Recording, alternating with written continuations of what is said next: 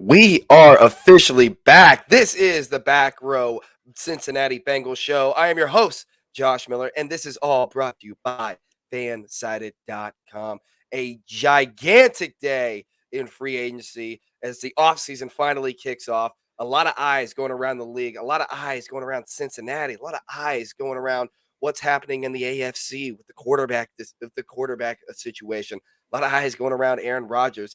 A lot of eyes going around the combine, a lot of eyes going around the Bearcats. And today, I decided to bring on my favorite guest. He comes on all the time. He has me on his show all the time. He is the big teddy bear of the Bengals community, as I must say. Gives the greatest hugs. That man is Jeff A. Trenable, Strawberry Ice, at Jeff A. Trenable on Twitter. Jeff, how the hell are you doing, man? You're kind of scaring me there with a little hug. So I mean, maybe I'll stop hugging you now. No, I'm just kidding. What's going on, Josh? How are you, buddy? Dude, you'll never stop hugging me. You love these. You love these big arms around you. Jeff, my goodness. I mean, like I can't even take a week off just to settle myself. But the news is flying around today, all over Twitter. Let's start out with the Bengals going ahead and franchise tagging Jesse Bates. So, yep. I mean, obviously, both you and I agreed that we would much rather see a long-term deal get done, which can still happen this offseason. Let's July 15th. Yep. But for the foreseeable future, right now, Jesse Bates is a part of the Cincinnati Bengals for next year. Right. Jeff, so give me your reaction when the first news came out about the franchise tag. I was disappointed, but I wasn't shocked. We figured it might happen, and I kind of started looking into it as to people keep asking, like, why is this taking so long? What is the hang up? And I started kind of trying to take a little deeper dive into it, trying to think of future contracts, or just contracts for this year, or what the Bengals are trying to do. And personally, this is kind of what I've come up with. I think they have the basis of the salary down. They got to come up with the nuts and bolts of it. But I think it also depends on what they allot for free agency, because you and me both want them to fix the line in free agency, offensive line, which it could be Ryan Jensen, could be Larry Tunsil, could be names like Armstead. There are a whole bunch of guys we've talked about, every single one of them, so we're blue in the face. Yep, I think they're at least signing two of those guys. So you got to allocate that money. Then you have to allocate, hopefully, money to sign either, hopefully both of them, Jesse Bates or Larry Ogunjobi. Hopefully both of them. Then you have your draft picks. And then the big elephant in the room, as you know today, Aaron Rodgers supposedly signed a $200 million contract. $200 million. And Jackpot Joey Burrow is going to be up for a contract here in about 2 years. So T. Higgins going to be up next year, after next year. He's got to go through this year. And then Jamar Chase. So that in the back of their mind is there too. And I think all of that combined is how they're trying to figure out how to structure all this. I think they're trying to keep as much, especially the offensive side of the ball, as much talent as they can for as long as they can here in Cincinnati. So that's a long, convoluted thing of why I think what's been some of the holdups with the Jesse Bates contract. Yep. Do you think that the Bengals went to him and said, hey, listen, we have a really, really good shot to come back to the Super Bowl next year, but in order for us to really add the talent pieces that we need to on offense, we're not going to be able to sign you to your long-term deal this year. Not saying that it's going to get, eventually get done, because obviously both you and I both think it's going to eventually get done.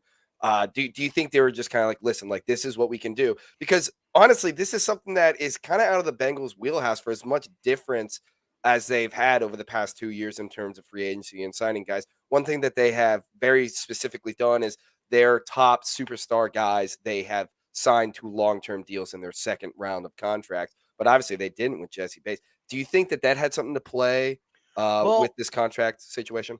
Also, another thing you have to think of, and this goes to breaking down Bengal oddities of the old Bengals, of how they used to do stuff. Sure. And they still might do stuff. They don't typically spend a lot of money on safeties, and they don't typically spend a lot of money on guards. Mm-hmm. They're going to have to. Yep. This year. They have to spend money on a safety. They have to keep Jesse Bates. He's 25 years old. He's 25. He's in the prime of his career. Definition of prime. Yes, he is arguably one of the best safeties in the league. He had a hell of a playoff run. Mm-hmm. If it wasn't for Jesse Bates, the Bengals don't make it to the playoffs. I mean, he's not the only reason, but he's a big reason that they made it. They have to sign him.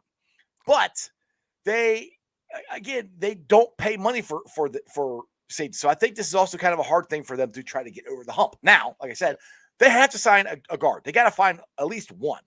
And to me, if they get over the hump of signing a guard and they allocate that money for a guard and tackle, center, whatever they do, then they have a better shot of figuring out how much money they can allocate for Jesse Bates. This is how much money we got. We want to go back to the Super Bowl and we want you in the fold, but we want it, and not necessarily as a team-friendly deal, but just a friendly deal for both of them.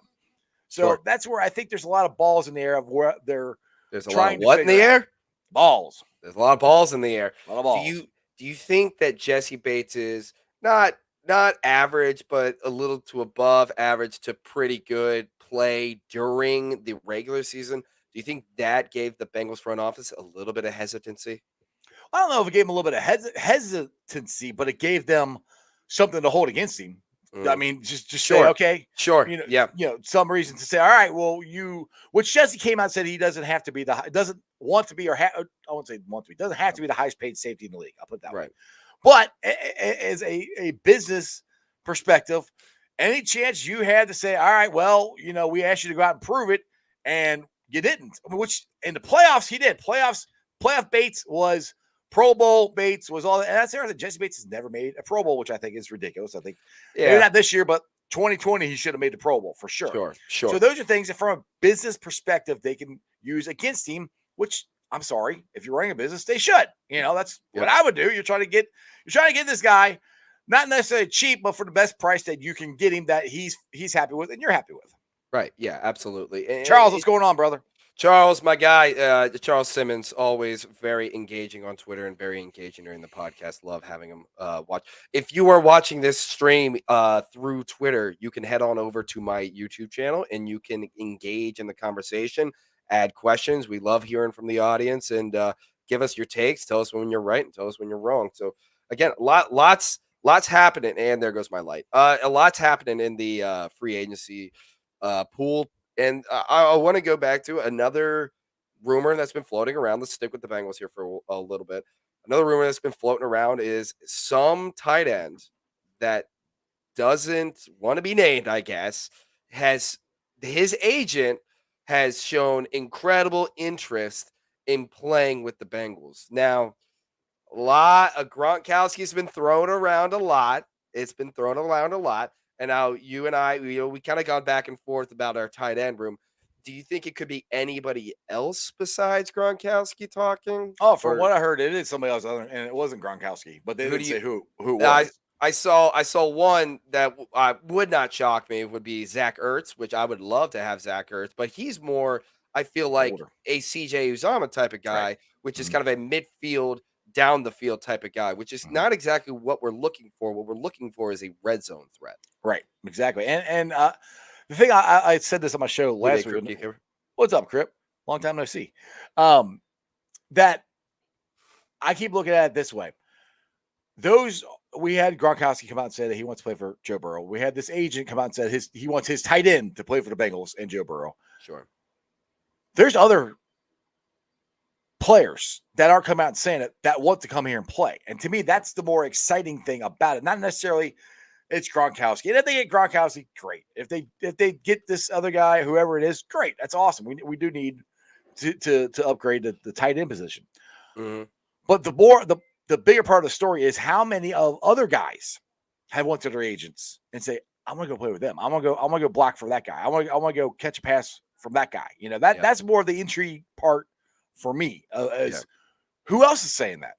Mm-hmm. Right. Yeah, absolutely. And you and I both talked about this. It's like you're going to see, especially this year more than any other year, that players are going to want to come play for the Bengals, and they're going to want to come block for Joe Burrow, and they're going to want to come play in in a division where you have the Baltimore Ravens, who are going to be tough, but I mean it's the other two, the Pittsburgh Steelers, which so funny that they just lost two of their QB prospects, which I thought they could have get one. Did you see the tweets out today that they had Andy Dalton in a Squealers uniform? Yeah, I did not see that. Good for you know what? Good for Andy. Good for Andy that he could find it. And you know what? That's fine. That's all right. But I mean, it wasn't him or a Steelers. It was Squealers. It was just some random person on Twitter did it, and I'm like, that would be interesting. Right? Yeah, exactly. Exactly. And except for the Chiefs, the Bengals don't really have to go through the AFC West, which is going to be a nightmare. Mm-hmm. Um, I mean, again, it goes back to why wouldn't you want to come play here? I mean, this team, which again had with all of its flaws, still made the Super Bowl, which is incredible. Right. But being said, why wouldn't you want to come play? Yeah, and I'm kind of hoping, we had this conversation on my show earlier tonight that there's a lot of talk about Ryan Jensen coming here, and now there's some talk that the Squealers and the Ratbirds are getting into it, and they might be raising his price from 13 million to 15 million per year, and that Sure. might price out the Bengals. But if you are for him, I think it would be his third contract, and you've already won a ring. And the Bengals offer you 13 and Squares offer you 15. When you pick the Bengals over them, I mean, is it 3 million? Is it that? I mean, as much money as you made already I don't know. That's kind of where I'm like, I don't know. Yeah, but at the end of the day, it's about the dough, the ray, and the meat. I mean, these players aren't playing for free here. And we got to remember they got families. They got to remember that they're thinking of their life after football too. And, Right. an extra 2 million a year is going to be huge. I mean, but I would never fault an NFL player for taking as much money as you can get, especially offensive linemen because they have the shortest career. So go ahead, Josh. Right. So, but that being said, I think at some point the Bengals have to stop getting beat in free agency by the price. Eventually, they're going to have to lock into a guy and say we are going to pay the highest out of any other team. Ryan Jensen, that he could be one of those guys that we could do that with. Taron Armstead, that's another guy we can do that with. Laramie Tunsil, another guy we can do that. We got to stop getting beat out so much because we've had that happen, and we're very smart with our money. There's a reason why we're 40 million under the cap, and there's a reason why we have a lot of movement. But now it's time to get these guys. They'll finally get these guys, pay that top dollar, and shape up this offensive line. No, I agree with you to a certain extent. Yeah, if what I don't want them to do is spend all their money on one guy. Sure. I would love to get three. And this is kind of the new thing I've thrown out there today is because of the thing with Ryan Jensen, that he might get outpriced. He might be outpriced for the Bengals. Now, sure. All right, let's say you have Trey Hopkins at center. Now, Trey Hopkins, say what you want about him. He came back from a torn ACL last year, and he did an adequate job, an okay job. Not a great job, not an okay job. He's never played on a great offensive line. He's never had two really good guards on either side of him. Right. What if you get two of these other guards that you can get for between $9 and $10 million on either side of them, and then you can go get a right tackle like Brown or Moses, and it would be cheaper than putting all your money on Ryan Jensen and Armstead. Okay, yeah, to me, I'm like, give me. I mean, I love Jensen and I love Armstead; they're great. But if you can get two tackles and a right and two guards and a right tackle, and you have Trey Hopkins and Jonah Williams, I might be more inclined to take that. Yeah, no, obviously within the offensive line, you can't put all of the eggs into one basket. I'm with you on that, but I'm just tired of getting beat out by a price. And eventually, but that's the thing, we haven't. Eventually, we're going to have to. The thing is, we really haven't gotten beat out the last couple. Yes, we didn't spend money. The last couple of years, that's different. Right, and that's what we're talking about. I'm not talking about past 90s. So we're done with all that stuff. I'm talking about the past couple of years here. We haven't gotten beat out. The past couple of years. Yeah. We didn't spend money for Zeitler, which I agree with. They should have. I think they screwed up. They should have gave Zeitler the money, and he could have been our guard last year. I don't think they're going to do that this year. So that's where I'm like, that's the narrative of where people say we got beat out and they haven't spent the money. That's bullcrap. They have spent the money and but they spent it smartly. Like, okay, let's look at last year. They let the cornerback, what's his name? He went to Washington. William Jackson III. William Jackson III lead. WJ3. They got Cheetah Bay Wizier and Mike Hilton and Eli Apple for right around the same amount of money. I mean, I'll take them over that. To me, it's like that's kind of where I think they're at with the offensive line too. Yes, I would love to get Jensen. I think Jensen is the perfect guy for what Frank Pollack wanted. I think he's a glass eater. I think he's a big voice in the room, a leader. I think he's everything they want. Right. But if you get him and it costs us another guard where we're potentially going to have two of them, I don't know. That's where I'm kind of like, I can't wait to see what happens, but I could see the Bengals leaning more toward that to try to fix it because it's more the one position, like you said, of this offensive line that needs to be fixed. Right.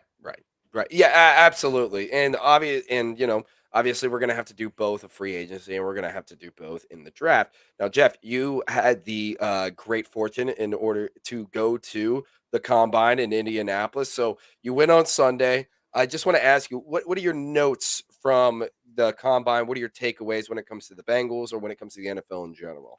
Well, this is a Bearcat take. Sauce Gardner and Kobe Bryant made themselves some money. Oh yeah, they made themselves some money. Oh, we'll get into some cats later. I think Sauce Gardner is moved himself up to the number one cornerback spot being drafted. I do. So? Yes. He ran a 4.4 something flat, crushed it. He crushed every drill. Kobe Bryant crushed every drill. Kobe Bryant might have moved himself up to a late first round pick, in my opinion. And, right. But as far as the whole that late first round pick could keep him in Cincinnati. Yes, it could. Yes, it could. Now, the whole experience of the combine, if you guys ever have a chance to go there and you like the combine, if you don't like sitting there watching guys do football drills, you don't like it that much. But it was awesome. It wasn't bad. It was $10 to park. The tickets were free. You got to come in, and we sat at the 50-yard line and over. I saw Katie Blackburn, Troy Blackburn over there. I tried to yell at them a couple of times. They didn't come over and say hi to me, but I was a little hurt. Excuse me. They're working, Jeff. They're working. I know. You got to. The cool thing is you got an earbud. I was free again. Oh, that cool. Had the radio broadcast, or not the radio, but the TV broadcast of the NFL Network that they were broadcasting, so you could listen to them talking while the action was going on in the field. So that was really cool. They had stuff in between the commercials. Guys are on the field talking and stuff like that. Now the concession stands are still the same price. I paid $8 for one beer, and that was the only beer I bought. $8? That's a steal compared to PBS. Are you kidding me? $8? Still didn't want to spend $8. Anyway, but like I said, the overall event was awesome. I mean, it was really and that's where I think the NFL does a better job than anybody else does. They make these things events. They make it like the draft. It's literally us sitting there watching a guy take a card and walk up and read it. That's what the whole freaking draft is, and we all love it. That does a great job of promoting this stuff. This was literally guys in shorts and actually biker shorts and t-shirts running around doing football drills. That's all it was. But it was so cool. And they just did a great job of it. Yeah, right. And I'm sure it was great as a not only a I guess we can call ourselves football analysts. I guess we can call ourselves that. So, but analyzing. Okay, I wonder where this guy can go. And as a Bearcats fan, and by the way, watching Sauce run the 40 and then Bearcat fans standing up and cheering was something that just made my heart explode. It was just like, oh my gosh, not only are we showing up at Notre Dame, we're going to the combine to go cheer on our players. I mean, not many other teams have that. Not many other schools have that. So if you're a recruit listening to this podcast, say you're gonna have UC fans cheering for you your entire career. But absolutely, unless you get drafted by the Squealers or the Leopards, and that's going to be right. Then that's going to be a different story. But I'm still waiting on that to happen. By the way, but another guy who made himself some money, I think it wasn't there the night I was there, was Alec Pierce. Oh yeah, oh my goodness, Alec Pierce had himself a great combine, ran himself a great 40. A lot of NFL guys are realizing not only how good he is when the ball's in the air, but how good he is when the ball isn't in the air, how fast he is, and how good he is on those break routes. And, Mike Denbrock was able to use that to his advantage. But, again, Alec Pierce is going to be, I believe, a second or third round steal that is going to play some significant minutes next year. He had a 40.5-inch vert. Yeah. I mean, 40.5. Let's get it done. Yeah, right. And that's anybody outside of the UC realm. I mean, because obviously we saw that Alec Pierce was that red zone threat that he was able to go up and go get that ball. But anyway, I want to bounce back to the Bengals. Is there anybody that you kind of saw out during the combine, or maybe not even while you're there, just maybe browsing on Twitter, looking at some numbers that you're like, you know what, that might be a really good pickup for the Bengals? Well, everybody I thought would be a great pickup for the Bengals. I do my mock drafts that I would like to get them. They're not there. Right. But right. Jordan Davis and Wyatt from Georgia, they are unbelievable. Jordan Davis, 341 pounds, ran up. I don't even remember what it was, but it was one of the fastest 40s for a man his size. It was ridiculous. Wyatt made himself some money. Those two guys I would love to get.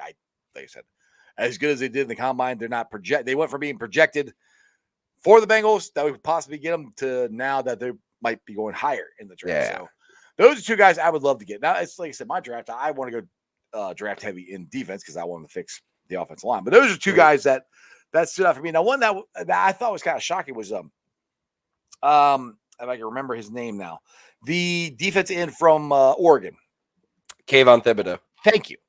Now, he, for some reason, and I think this is a red flag, decided to not participate in most of the drills or all the drills or any of them.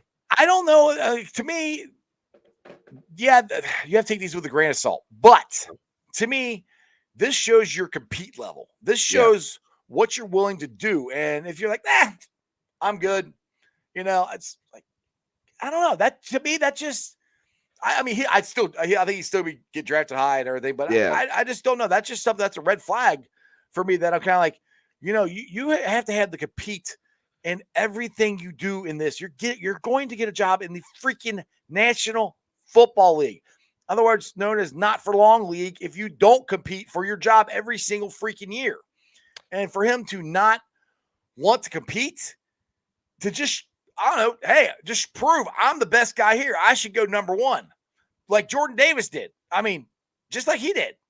What about Jamar Chase? What about Jamar Chase not playing? Whoa, hold on. What about Jamar Chase not playing an entire year, but still going 5th overall and still becoming one of the best rookie wide receivers of all time?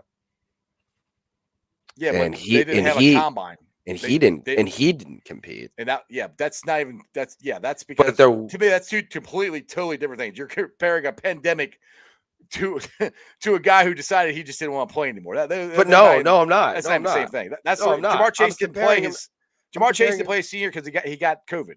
After that, that's the reason he stopped playing. Well, he could have, but I'm saying you can make the same argument in terms of you really can't, Josh. Yes, you can. No, you can't. Why can't I? Why? Because you're comparing a pandemic to a guy who decided to quit and not play. The season still happened, and he chose not to play. It was a national pandemic. There were lots of people who didn't do it. They still played. The Bengals still had a season. The Bearcats still had a season. Right, but there was lots of players who did not participate in that year because of the pandemic. This guy decided not to participate because he didn't want to, not because a pandemic was going on and he didn't want to take a chance of getting sick or spreading it to his family or any of this other stuff that could have happened. He just didn't want to play. So this, sorry, Josh, has absolutely nothing to do with that. I don't think it's going to come. I don't think Jamar Chase made I don't think Jamar Chase made a decision based on if he was going to get sick or not. I think they made a decision. He did get sick. He got COVID. That's the reason he stopped playing. Yeah, I did too. And it was gone in 2 weeks. You think Jamar Chase is going to have a better chance of beating it? I did. And yeah, he did. And then eventually he could come back and he didn't. And again, it goes back to a competitive edge. I'm just saying you can make that argument. You can't. Yes, I can. Well, you can, but you're wrong. Yes, I can. You're comparing. Yes, I can. You're comparing a guy quitting. So I'm going to go to Cave. So let's go to Kayvon Thibodeau. To a national pandemic. It's not the same thing. So let's go to Kayvon Thibodeau. You got to stop saying that the national pandemic. The reason that's the reason he did it. No, Jamar Chase did not come. No, he did not come back. That's the reason. No, he did not. Jeff, listen to me. God dang it. He did not come back because he was afraid of getting sick again. Jamar Chase did not come back because he didn't want to get injured again. Kayvon Thibodeau could make the same argument because you want to know why? Let's go back to another guy who did injure himself in the draft or in the combine. Let's go back to John freaking Ross, who tore his ACL when he was running the 40. So you can make an argument that Kayvon Thibodeau may have been feeling pain. May have been feeling 10. Yeah, and he sucked. Yeah, and he sucked. So what is your point? But he was still, but we all agree, Jeff, we all agree that John Ross was a bust beyond bust. That the Bengals could have got him in the 3rd, 4th round. That was just by the Bengals front office being incompetent. But I'm saying is that Kayvon Thibodeau, what if he does go on an edge drill and he does blow out a knee? If he blows out his knee, he's competent. he's not going to get picked up, or maybe that injury is going to linger like it did for John Ross. So I'm saying that this new age of thinking of, I've already shown myself. I've shown that I'm the most dominant DN in college football. And I think that's what Kayvon Thibodeau thinks. And I think Actually, it's just like Hutchinson's probably as dominant as he is. So he's not the most dominant. He's probably going to go number one over Kayvon. I know he is, but he got dominated when he finally played an offensive line. And Kayvon Thibodeau didn't get dominated whatsoever his entire year. In his entire time at Oregon. Okay. All right. I'm not going to keep arguing with you, but all right. That's fine. If you think that's cool. All right, let's go to Cryptkeeper here. Do you guys think the Bengals games will be primetime games this year? I think it will be a waste of money for me to get the Sunday ticket this year. What do you think living in Myrtle Beach? Well, I honestly don't really know what the exact parameters, but the exact restrictions are in Myrtle Beach in terms of the Bengals games. I mean, the Sunday ticket, I personally use it because I watch every single game and I try to. So I love it. There's going to be a lot more primetime games this year, obviously, than there were in years prior. I mean, I'm looking at our opponents right now. I can see the Steelers being a primetime game. I see the Ravens being a primetime game. Kansas City Chiefs could be a primetime game. Buffalo Bills, New England Patriots. I mean, there's a lot of. I mean, Dallas Cowboys. You can even throw them in there too. I mean, there's going to be a lot of chances for the Bengals to be playing in a primetime spot. So I would have to take a look at how Myrtle Beach sets up their TV restrictions. Well, I would say this. I mean, I would get it because there's 17 weeks, 16 or 17 games. They're not going to be on prime time for 18 weeks, 17 games. Yeah, 18 weeks, 17 games. They're not going to be in prime time for all 17 games. So if you want to watch all the Bengals games, I would do it. I mean, at the most, Who they Hoss? What's up, buddy? At the most, I think to be at the most 4. I mean, really. I mean, they're going to give other teams, the prime time. I mean, we didn't get any last year. We got one. We got one. So yeah, I think there'd be more. But if you want to watch all the games and that's the only way to do it. And if you're in Myrtle Beach, you're probably the Carolina Panthers are probably your quote unquote home team that you would get the majority of the games on. So if you want to get them and watch every game, I would do it. Yeah, actually, that Cryptkeeper brings up a really, really good point. So let's take a look at our Bengals opponents this year. So obviously, you have the AFC North twice. You have the Falcons, the Bills, the Chiefs, the Dolphins, the Cowboys, the Patriots, Saints, Jets, and Bucks and Tennessee Titans. That's a pretty loaded schedule. There's a lot of chances for primetime games. Jeff, out of the opponent, I'll give you a chance to pull up the opponents here so you can see it yourself. But I'm looking at these games of what I want to be the primetime games in terms of just overall entertainment. I mean, Kansas City Chiefs, obviously, that's just going to be a lighted up type of show. I would love to see KC at home in prime time. I'd also love to see at least either Baltimore or Pittsburgh in prime time. Maybe they'll even, if the Browns start winning, they'll put the Browns game at a prime time spot. I don't see the Buccaneers being a prime time, and I could see the Bills being a prime time spot. Yeah, Bills. Yeah, let's see here. I see. Baltimore definitely could be. Cleveland, yeah, that could be because Battle of Ohio. Let's see here. Who else you got? New England. Yeah. What would you want to see? What would you want to see if you had to pick one out of all the opponents to be the primetime game? Home or away? Home. I would have to say either the Chiefs or honestly the Steelers. I would love to play the Steelers. I would say the Chiefs just because the factor of us beating them last year in Arrowhead. Mm-hmm. The Steelers, I don't know. It depends on what the hell they do. I mean, it's the Steelers, and to me, my opinion, Steelers shouldn't be on primetime that much, but I think they will be because they're the freaking Squealers, and right. So that could be a possible one too. So I don't know, but yeah, I think the Chiefs definitely could be one. You got at least 4 or 5 of them that could be on there. Yeah, as far right. as the primetime schedule goes. Sure, right. Yeah. In terms of home games, I'm looking at the Chiefs. I mean, the Bills would be really, really exciting, even though I think it'll be a really low scoring game. In terms of away games, again, I mean, there's a chance for any of the AFC North teams to be a primetime game. Patriots, again, it's going to depend on how they're doing in the year and when we play them. I think that's going to be a big telltale. The Titans, again, kind of the same deal. Just kind of Yeah, I think a lot of the What are playoff they doing at matchups. that time? Well, I think a lot of playoff matchups could be primetime. Could be primetime games. Like the Buffalo game could be a primetime game. There Mhm. are multiple ones that could be here, but like I said, I don't know. I mean, you got to look at it this way too. It's the Bengals. I don't know if they've totally bought in on putting us in It's prime true. time. True. You know, I True. mean, we were. I was kind of shocked we only had one last year. We were a young upcoming team. You know, I thought they would want to promote that, and they gave us one. So Mhm. maybe they'll give us 4 this year. Maybe they'll give us 2. Mhm. I honestly I don't know. Yeah. Well, they made a couple mistakes last year too, because I mean, the game that we thought was going to get flexed out easily was going to be the Chiefs Bengals No, game, yeah, none of them ever got and it flexed out. was I couldn't believe that. and none of them got None flexed of them did. out. Yeah, I Yeah, was shocked by that, to be honest. it was too. And I mean, even the AFC North games, I was thinking might get flexed out. None of them got flexed out. Yeah. But I mean, you know, if they'd get, but guess what? Here's the thing. At the end of the day, you and I both talked about this prior to this year. I still remember having this conversation with you. Prior to this year, at the end of the day, I mean, in order to get these primetime games, you got to win. Mhm. And now they've won, and now they went to a Super Bowl. Now everybody's watching them, and you know, you have the Joe Burrow effect. You're going to see a lot more of it.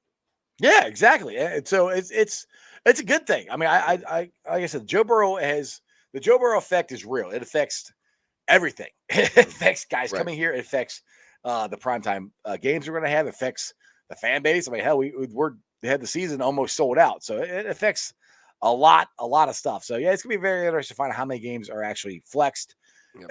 Which there's a good chance there will be some games flexed this year for the Bengals if they are in the playoff run Mhm. like they were this past year. Like again, I'm shocked that we had any of them flexed. Right, absolutely. Haas Hoskins has another one. Do they do the New Orleans fans dirty and have that game overseas? I know how much Louisiana Bengals fans are looking forward to that. I mean, I wouldn't think so. I think the more likely game to get played overseas for the Bengals would be Bengals Bucks. I think that would make the most sense if they're trying to really expand that You market talking about for out. next year? Yeah, they're talking about for next year. I know New Yeah. Orleans is going to England. Bucks are going to Germany, and Well, it'll be somebody's hard. going to Mexico. In my opinion, it'd be hard to flex them to overseas now because people have already bought tickets. Well, they won't. Well, no, the yeah. Well, no, the Bengals, the Bucks are going to be the home team, either way. So the Well, Bengals, you talking about the Bucks game for this 2022, right? we're talking about the Bucks game for 2022. Yeah, It's I'm because already they going haven't to it named. and already have They, tickets. they haven't named an opponent yet. There, Jeffrey, for the Bucks, they haven't named an opponent for the Bucks. Okay, I'm confused. I thought you thought the Bengals are playing the Bucks. Then I'm The completely confused. Bengals are playing the Bucks at Tampa Bay as of right now, but Tampa Yeah. Bay has a game overseas and they haven't named an opponent Okay. for them yet. That So okay. there's a That's I got chance you. that I they got you. gets so I would think that's the more likely scenario. I think it would be a crime for them to have the Saints overseas game to be the Saints overseas game to be with the Bengals because there's just so much LSU connection and Yeah. you know, it's good. It's gonna be that's gonna be a game with a lot of good feelings in it. I feel like, especially if we get Terran Armstead, who again played really well for the Saints. It's Yeah. just off contract, and now he'll be back with the Bengals, and it'll be a whole connection. There There. could, So there could be a lot of I would Bengals hope fans. they don't do that. There could be a lot of Who Day going on down there instead of Who Dat. Huge, man. Oh, we love to travel and we love to drink. That's our biggest things right there. You think the Bengals aren't going to have a big party down in Louisiana, down in Nala? Now we go hang out with Brian Kelly and his family. His family. I haven't even had all my wins yet. But anyway, so Jeff, I wanted to ask you about something that is going to happen this offseason with the Bengals, but not necessarily on the field. So I, I want to see the Bengals do even more with fan engagement. So it's taken the next step of Mhm. embracing who they are. So one of the things that I would love to see, is have the Bengals kind of mimic the Reds in terms of Reds Caravan because that's such a huge success. And I would love to see the Bengals have a Bengals caravan and go to places out in West Virginia, go to places out in Pennsylvania, go to Athens, go to farther places in Ohio, go to Kentucky, go out to Indiana. You know, really keep expanding that market. That's what I would love to see the Bengals do. What is something that you would love to see the Bengals do in the offseason that's not necessarily on the field or has to do with, actual play. Have a Bengals fest. Yeah, Bengals Fest. I would they love have that. Reds Fest down. Well, they haven't had Reds Fest in Coliseum or the convention in the last 2 years, but they have that at the convention center for the Reds every year. I think they should have a Bengals Fest, like, I don't know, June, middle of summer. Yeah, I think that would be awesome if they do something like that. I mean, with it being actually in the middle of summer, they didn't have to have it, at the Coliseum, or I keep saying Coliseum, at the convention center. They could have it down there on the practice field. right. Just have it Right. down Yeah, there. yeah. They had their meet and greets down there and different things for the kids to play and different things for them to do. But yeah, I think that'd be a great thing, a great fan engagement to do a Bengals Fest. Absolutely. I think that. I mean, I think that's easy. That's almost too easy, almost at this point. But they haven't done it. They haven't done it. Well, they haven't hired guys like you and I. I mean, Right. let's So wait. Let's wait for us. You can hire us, Bengals. Hey, man, hey, listen. I've already done my Bengals street team. I want to move up. I want to move up in the ranks. Okay? Give me the next step here. There you go. Which again, I am going to once again say, if you are above the age of 18 and you love to watch the Bengals and don't know how to get into the stadium, one of the best decisions I've made in the past year is join the Stripe Squad. We're going to have open auditions yet again. It's going to start sometime in August. It's so fun. I met some of the greatest people. I had an absolute blast. I mean, Jeff, obviously you saw me. I got into every single game. I was able to see pretty much most of every single game. You have to do a couple things here and there. You get to meet a lot of great people. You got to meet all the rulers of the jungle. You did get to meet all the rules of the jungle. A lot of great. And then you just kind of get involved in the Bengals community, and it keeps going. And exactly. So if you're and the best part about it, you get paid to do it. I mean, like, there's not. I mean, the money's. I mean, it's not livable, but but you're not balling out. No, absolutely not. You're heading right home with a big rack of 30 of Natty Light. That's so you're not exactly buying Modelo after that. We know you drink Smirnoff. We already had this conversation. We are not getting into this again, Jeff. I'm not getting into this. Anyway. So, Jeff, I mean, there's just so much to go over. So I kind of want to bounce around the league just a little bit, and we'll talk about how it relates to the Bengals. Obviously, probably the biggest news today so far, Russell Wilson goes to the Denver Broncos in the AFC West. Does that make him a playoff team? Yeah. Oh, absolutely. So? Yeah. Oh, yeah. If you got anybody who's got the quarterback, it makes you a playoff team. I mean, will they go? I don't know. But, I mean, with that defense they have and the weapons they already have, if they can do if Russell Wilson can do the pinpoint accurate passing that I think this offense in Denver is going to do, which I'm not saying he can't. It's just you do. I'm just saying he can't, but I think that's going to be a bit of a change from the offense he ran in Seattle. I think it's going to be more in the pocket, accurate passing. But I think he can do it. And yes, I do think that it instantaneously makes them a playoff team. How could it not? Well, I mean, because at the end of the day, it's all about putting it together. I mean, and plus, and you look at the rest of the AFC West. I mean, Kansas City. I didn't say they're going. I said it makes them a contender. No, right. No, I get what you mean. I get what you mean. I'm just talking in general. And then it's gauntlet out there.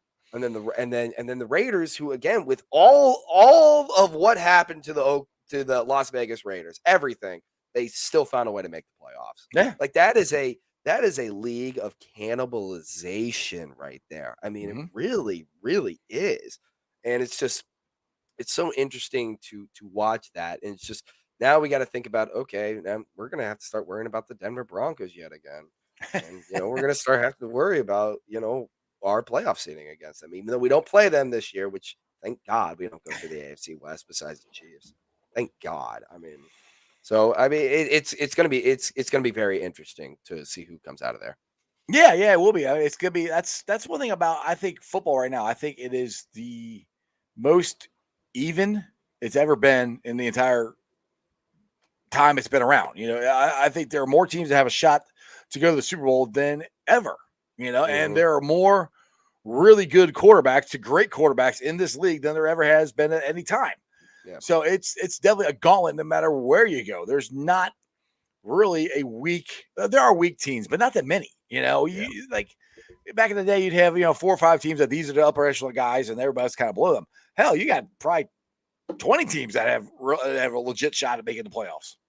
Right. Yeah, absolutely. I mean, the AFC is just, my God, it's stacked. It's just, and honestly, that's why last year winning the Super Bowl was so important, was because now the rest of the league is going to catch up. And, and we should have seized that opportunity when we should have, didn't, but we're moving on. We're moving on. It's okay. Yeah. I still can't. The Bengals just put out like a 30-minute mini movie of the entire season. I don't, dude, I can't watch it. I just watch everything till the end. Just don't watch the end of it. Yeah. I think I'll do exactly that. So Jeff, when the Super Bowl starts, just pause. Just pause it and I'm going to bed. All right. Yeah, exactly. So Jeff, lastly, let's head over to the other side of the NFL. Let's go to the NFC. Let's go to the other, probably the second biggest news of the day. Aaron Rodgers, $200 million, 4 years. $200 million and a franchise tag on Devontae Adams. Okay, listen, I got to put myself in the shoes of a Packers fan and seeing how the Bengals were, this year and how they've handled their money. Mm-hmm. How are the Packers able to pay anybody? I think they're going to cut a lot of people.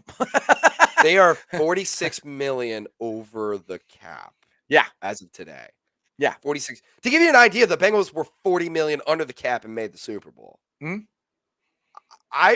I'm not a fan of it. If I'm a Green Bay Packers fan, I'm not a fan of this. I'm not. I'm really not. I'm not for $240 million. I mean, I love Aaron Rodgers. I mean, if I was a Packer fan, I would want to keep Aaron Rodgers. And like Haas says here in the comments, this Green Bay got a lineman. And I'm like, hey, not anymore. They might cut some. Hey, cut them and come to the Bengals. You never know. Mm-hmm. But yeah, they're going to have to do some serious restructuring because, I mean, the Dallas Cowboys did that earlier today. They did some restructuring of some contracts, and they were able to keep Amari Cooper under contract, at least for now. They still might trade him. Then they didn't have to cut him. And they're going to have to do some restructuring. They're going to have to cut some players. They're going to have to do some serious finagling. And that's the thing, too, where it's like, okay, he's getting $200 million, which is phenomenal. You can get it. Go get your money. Good for Aaron. Yeah, without question. But what are you left with on your team? I'm really curious to see what the Green Bay Packers will have, because like I said, it's $200 million. And then Devontae Adams is going to be the highest paid wide receiver. I mean, you're paying 2 guys a ton of money. And that's kind of like where I'm at with the Bengals. I don't want to pay necessarily one guy a huge crap load of money on the offensive line, not be able to pay anybody else. That's kind of where I'm at. And that's where the Packers are, 2 guys in the whole damn team. So I'll be really curious to see what they do. Yeah, right. And so now I got to ask you, Jeff, if you were a Packers fan, are you a fan of this deal, or are you not happy that the Packers got this done? I don't know. You either have here. I'll give you a choice. You either have to do this exact deal, or Aaron Rodgers walks. There's your 2 options. I mean, the thing is, it's a quarterback-driven league, so you have to have that quarterback. And Aaron Rodgers is one of the best quarterbacks ever. So, yes, I'm happy he's staying. Sure. Am I happy they're paying him $200 million? No. Am I going to wait and see what the hell they do to hopefully, have a playoff contending team? Yeah, and that's kind of where I think if you're a Packers fan, you're happy that he's here, which means Aaron Rodgers is probably going to retire a Packer. So that's a good thing. You just got to hope that the Packers organization can figure it out how to fit all this under the salary cap and still have a competitive team and not get Aaron Rodgers killed. So what's your answer? What would you rather have? What would I rather have? What would you rather have? You either, but I'll let you. If I'm a Packers fan, I'd rather keep Aaron Rodgers. You got to keep Aaron Rodgers. I'll let you have this caveat. If you decide to let him walk, you could have decided this like weeks ago, so that way you could have prepared for it. Right. I mean, bottom line, you're still doing this deal.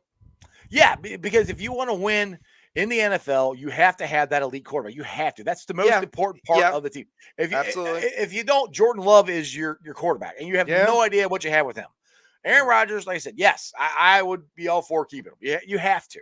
Okay, so you would do the deal. Okay. But the next caveat that stops me is Aaron Rodgers' regression. Eventually, he's going to have to regress. I mean, eventually, I mean, especially this is going to be, I mean, this isn't his prime. This isn't. It's the back half of his career. Well, This that's is the thing it. is you have to look at how the contract is structured, which I don't Yeah. know.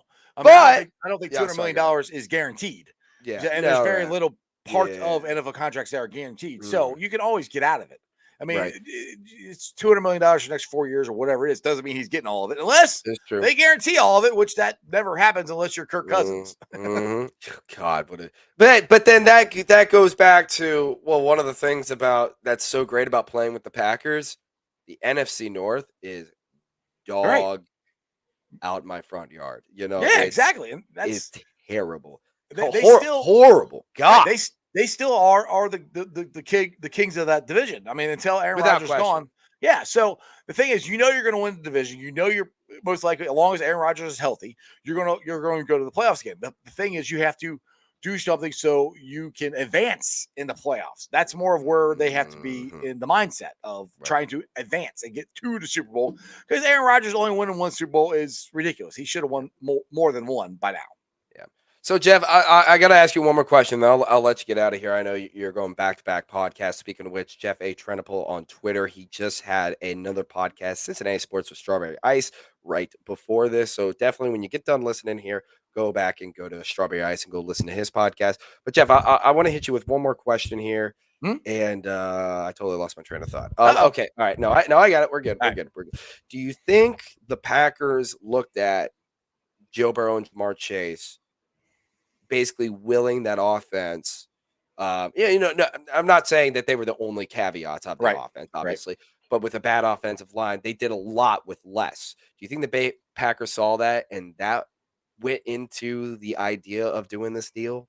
Well, yeah, it goes You to think the so? fact of you have to have that quarterback. And if you have that elite quarterback and you have an elite wide receiver, which they have with both these guys, yes, you can make a run. You can do these things. And Aaron Rodgers can still move behind the offensive line, which it's not like Green Bay has a juggernaut offensive line. They don't have a great one themselves. They never have really. Right. So yes. So then that goes to my point. If you have that quarterback, and that's why I got so excited when the Bengals drafted Jackpot Joey Burrow. You have that quarterback. You have that key piece. You have a chance to win every single year. It's just the way football is. It is. Yeah, absolutely. It's the most important position, I think, in all of sports. That's what I think. And we got our guy in Jackpot Joey Burrow, Jeff A. Trenopole, again at Jeff A. Trenopole on Twitter. Go to his merchandise. That's Jackpot Joey. Go get yourself some Jackpot Joey swag. I got plenty of it. Jeff's showcasing it now. Got the sweatshirt, the hat, the flag. Comes in all different shapes, sizes, and colors. And so does Jeff. Jeff, my man. I mean, it's always such a blast talking with you. Thank you so much for coming on.